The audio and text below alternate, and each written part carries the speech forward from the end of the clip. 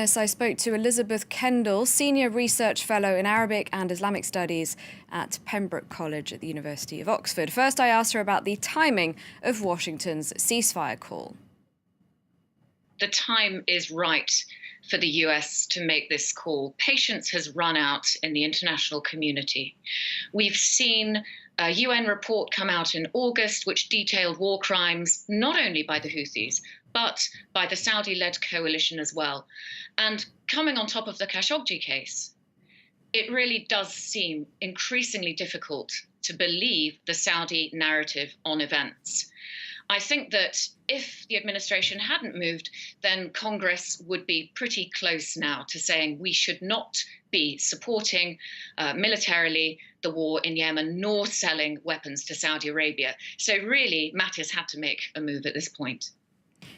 We heard both from Mattis, but also from Mike Pompeo, the US Secretary of State, and he called on Saudi Arabia and its allies to stop their airstrikes on populated areas in Yemen. But he appeared to say that the Houthi rebels must make the first move by ending attacks against the Gulf states. What do you make of that? What are the chances of the Houthis making the first move?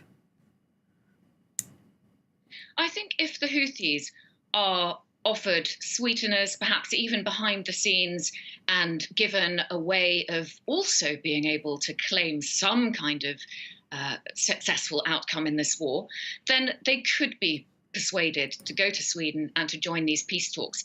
But we have to look at the reality on the ground that the US is having to confront. Its support for the war on Yemen has not worked. It has not been a short war. It's now been going on for 3.5 years. The casualties, according to the UN, are over 10,000 fatalities. But according to independent research groups, it's over 50,000. As your report said, there are 13 or 14 million Yemenis on the brink of famine, and 2/3 of the Yemeni population lives in Houthi areas. So the reality is, this war is at stalemate and it's not being won. So really something needed to happen. And I think this is a recognition by the US administration, by Mattis, that they really need to push now for peace much harder.